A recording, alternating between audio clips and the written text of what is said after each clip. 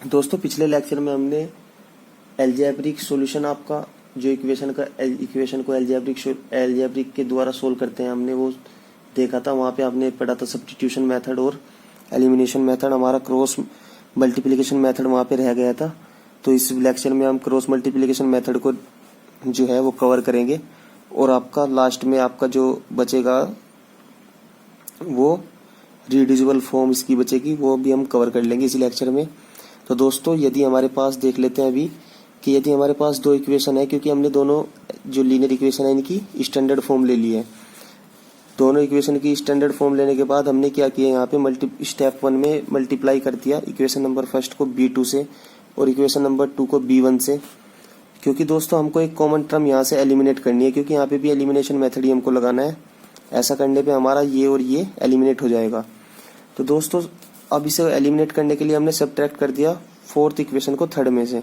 Subtract करने के बाद दोस्तों हमारा कुछ ऐसा बनता है, यहाँ पे सब्ट्रैक्ट करने के बाद हमारा ये बना, और ये बनने के बाद यहाँ पे दोस्तों हम इजीली जो है वो x की वैल्यू फाइंड आउट कर पाए।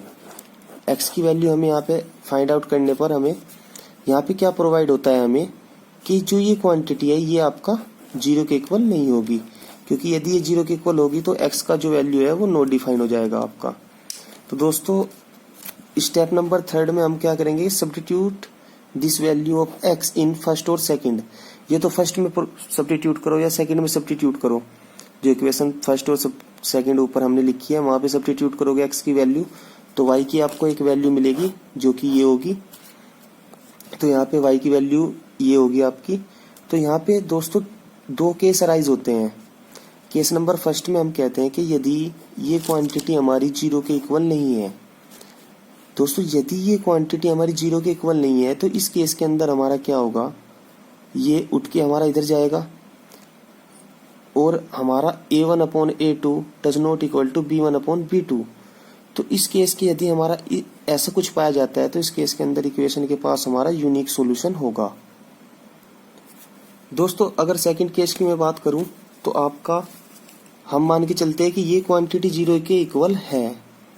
यदि ये 0 के इक्वल है तो we can write a1/a2 equal to b1/b2 equal to k, where k is any real. तो हम मान के चलते हैं कि यदि हमने कंपेयर किया, हमने a1/a2 इक्वल टू हमने k लिया तो हमको a1 का मान ये मिला, और इसी तरह हम b1 निकाल सकते हैं यहाँ से। दोस्तों ये वैल्यू हमने पुट कर दी इक्वेशन नंबर फर्स्ट जो हमारे पास थी उसमें। इक्वेशन नंबर फर्स्ट हमने ये पुट करने पे हमारा ये आया। ये आने के बाद दोस्तों हमने equation number 7 and equation number 2 ऊपर दोस्तों पीछे मैं बता चुका इक्वेशन नंबर 2 कौन सी थी। तो 7 इक्वेशन नंबर 2 से can both be satisfy only if, ये दोनों हमारी सेटिस्फाई होगी यदि आपका C1 इक्वल टू KC2 है। That means C1/C2 equal to K। Put this value in above equation, then we get a1/a2 b1/b2 and c1/c2 equal to k। तो दोस्तों हमें यहाँ पे ये मिलता है, और ये जो हमारी कंडीशन रहेगी there is a infinite many solution. तो दोस्तों हमने यूनिक सॉल्यूशन के बारे में बात की, उसके बाद इनफाइनाइट मैनी सॉल्यूशन की बात हम यहाँ पे कर लेते हैं। अगला केस हमारा आता है दोस्तों, यदि आपका C1 equal to note KC2 ये आपका बराबर नहीं है, तब हमारा जो सॉल्यूशन हमारा होगा इक्वेशन नंबर फर्स्ट का will not be satisfy equation number second, therefore the equation has no solution. इस कंडीशन में हमारा क्या होगा कि उसके पास कोई सॉल्यूशन नहीं होगा, और आपकी कंडीशन ये होगी।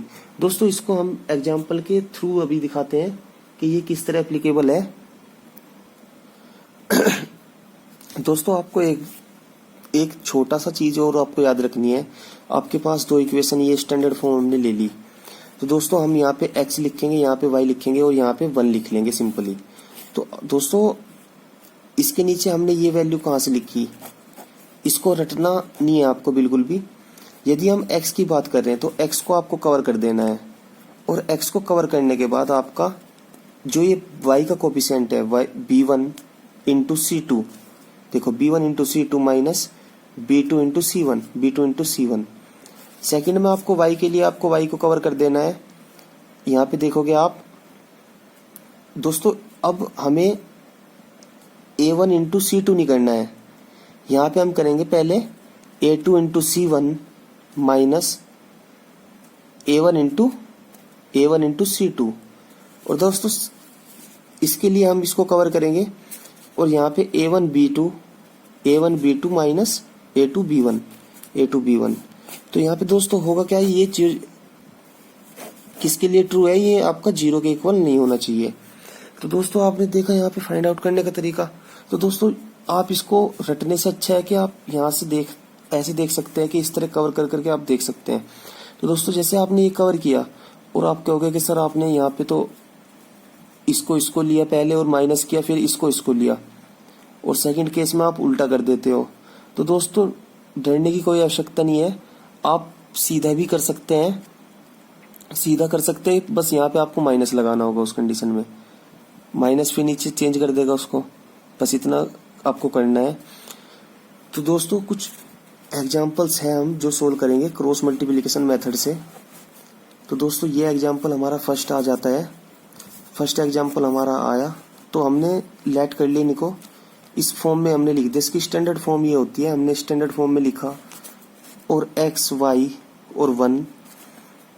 तो सबसे पहले दोस्तों हमें x के लिए हमको x कवर करना होगा। सबसे पहले हमने किया 3 इंटू -2 7 4। उसके बाद हमने फिर माइनस लगेगा, आपका माइनस यहाँ पे होगा। उसके बाद 5 इंटू -46, ये आपका हुआ।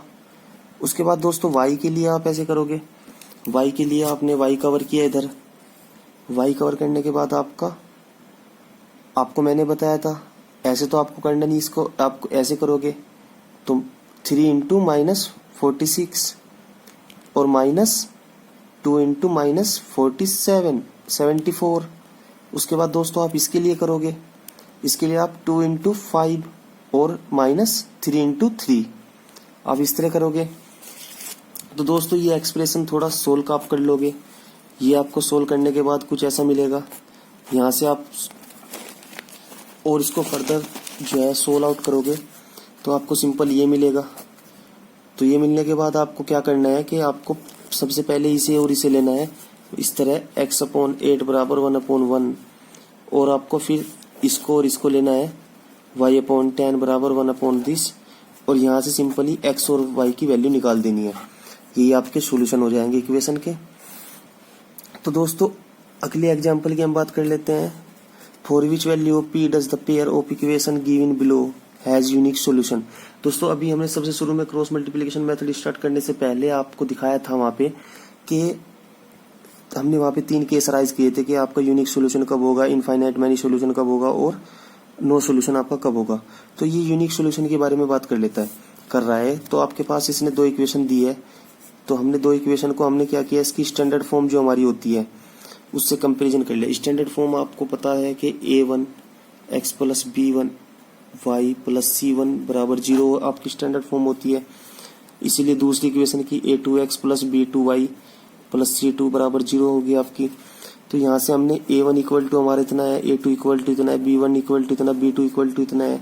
तो यूनिक सॉल्यूशन के लिए आपको वहां पे एक बताया था मैंने कि a1/a2 does not equal to b1/b2। That means ये सब वैल्यू पुट कर देंगे हम। पुट करने के बाद हमने कहा कि therefore all value of p expect for given equation will have unique solution. 4 को छोड़ के हमारा जो गिवन इक्वेशन होगी वो यूनिक सॉल्यूशन रखेगी। बस ये आपको यहाँ पे याद रखना है दोस्तों। नेक्स्ट एग्जांपल के बारे में हम बात कर लेते हैं। For what value of k will the following linear equation has infinite many solution. अब इनफाइनाइट मैनी सॉल्यूशन के बारे में हम बात कर लेते हैं। हमारे 2 इक्वेशन हमारे पास है, एक इक्वेशन ये।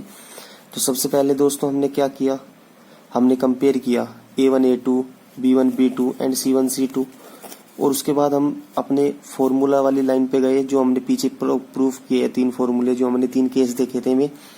तो मैनी सॉल्यूशन के लिए हमारे ये इक्वल्स होने चाहिए। तो दोस्तों इक्वल्स होने चाहिए तो हमारे पास क्या मिलता है आपको इक्वल है, तो हम इसकी क्वांटिटी पहले ही फाइंड आउट कर चुके। इक्वल होने के बाद हमको दोस्तों इस तरह की एक्सप्रेशन एक मिलेगी। तो दोस्तों इसको हमने क्या किया, फर्स्ट हमने दो टर्म ले ली। फर्स्ट दो टर्म लेने के बाद हमने दोनों को सोल्व किया। यहाँ पे आपका के स्क्वायर हो जाएगा, के स्क्वायर इक्वल टू 36 एंड के इज इक्वल टू ±6, ये आपका हुआ। दूसरे में आपने क्या किया, दूसरी में आपने ये और ये ले लिया, उसके बाद इसको सोल्व आउट किया। सोल्व आउट करने के बाद दोस्तों यहाँ पे आपका K square is equal to 6k, which means that K square -6k equal to 0। दोस्तों यहाँ से k कॉमन हमने लिया, k कॉमन लेने के बाद यहाँ पे k बचा, यहाँ पे 6 बचा, क्योंकि k तो कॉमन आ गया, बराबर 0। तो यहाँ से दोस्तों दो वैल्यू हमको मिली, एक तो k इक्वल टू 0, एक k -6 इक्वल टू 0। तो यहाँ पे k इक्वल टू 0 तो 0 रहेगा, और ये k -6 इक्वल टू 0, 6 इधर गया तो k इज इक्वल टू 6। तो यहाँ पे k के दो वैल्यू हमको मिल गई, जो कि इनफाइनाइट मैनी सॉल्यूशन के लिए जो उसको पूछा गया था वही हमको यहाँ पे मिल गया है। अब उसके बाद दोस्तों बात कर लेते हैं रिड्यूसिबल फॉर्म की, लीनियर इक्वेशन की रिड्यूसिबल फॉर्म। ये लास्ट टॉपिक हमारा रहेगा इस चैप्टर का। तो सबसे पहले हमारा यहाँ पे दोस्तों सॉल्यूशन ऑफ द इक्वेशन हमारा क्या होता है कि मतलब रिड्यूसिबल फॉर्म में हमारा क्या होता है कि सिंपली हम एग्जांपल के थ्रू देख लेते हैं कि सोल्व द इक्वेशन। हमारे पास दो इक्वेशन है, तो फर्स्टली दोस्तों हम देखते हैं कि दोनों इक्वेशन हमारे पास है, ये जो है ये स्टैंडर्ड फॉर्म में नहीं है, आपकी लीनियर इक्वेशन नहीं है स्टैंडर्ड फॉर्म की, ये हमारी स्टैंडर्ड फॉर्म होती है। और ये दोनों इक्वेशन आप देख पा रहे होंगे कि स्टैंडर्ड फॉर्म के अंदर नहीं है। तो फर्स्टली हम इनको स्टैंडर्ड फॉर्म के अंदर कन्वर्ट करते हैं, क्योंकि तभी हम इनको सोल्व आउट कर पाएंगे। और दोस्तों इसको रिड्यूसिबल फॉर्म को हम सोल्व आउट कर सकते हैं तीन मेथड के द्वारा। एक तो आपका सब्स्टिट्यूशन, एक आपका सब्स्टिट्यूशन आपका हो गया, एलिमिनेशन हो गया, और उसके बाद आपका क्रॉस मल्टीप्लिकेशन हो गया। इन तीनों मेथड के द्वारा हम इनको सोल्व कर सकते हैं सिंपली। तो सबसे पहला हमारा टास्क होता है कि इसको हम कैसे स्टैंडर्ड फॉर्म में बनाए लीनियर इक्वेशन की। तो फर्स्टली दोस्तों हम इसको इस प्रकार लिख लेते हैं कि हम 2 यहाँ पे बाहर निकाल लेते हैं, मतलब 1/y, 1/x, 1/y इस तरह लिख लेते हैं हम। तो सिंपली दोस्तों हमको यहाँ पे क्या करना है, हमको मान लेना है कि 1/x equal to p and 1/y equal to q। तो ये दोनों जो हमने माना ये ऊपर पुट कर देते हैं हम, जो equation number 3rd and 4th हमारे पास। तो हमें कुछ इस तरह का एक्सप्रेशन मिलेगा। मिलने के बाद देखिए दोस्तों ये बहुत सिंपल हो गया, क्योंकि देखना अब हम इसको p और q के लिए सोल्व कर सकते हैं। कौन से मेथड लगा के, तो सब्स्टिट्यूशन लगाओ या एलिमिनेशन लगाओ या क्रॉस मल्टीप्लिकेशन लगाओ। तो दोस्तों कोई भी मेथड लगा के हम सोल्व कर सकते हैं। तो दोस्तों हम यहाँ पे सिंपली क्या करते हैं कि हम यहाँ पे सब्स्टिट्यूशन लगा लेते हैं। सब्स्टिट्यूशन लगाने के बाद आपका होमवर्क रहेगा कि आप इसको सोल्व करके देखें, ताकि आप सीख पाए और कर सके। और दोस्तों यहाँ पे क्या किया हमने, p इक्वल टू हमारा 2 मिला और q इक्वल टू 3 मिला।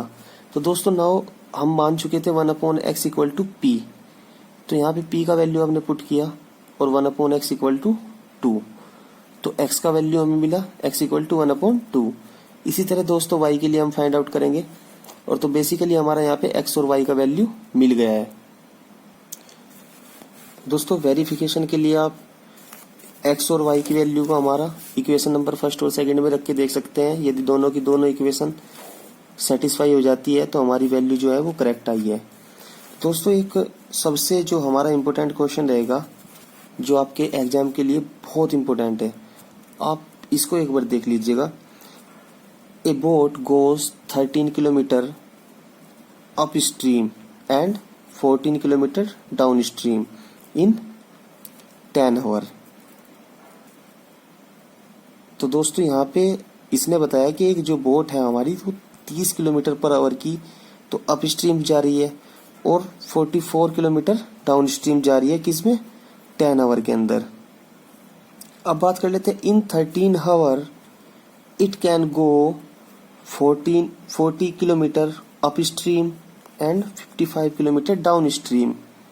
13 घंटे के अंदर वो कितना जाएगी, 14, 40 एंड 55 डाउन स्ट्रीम जाएगी।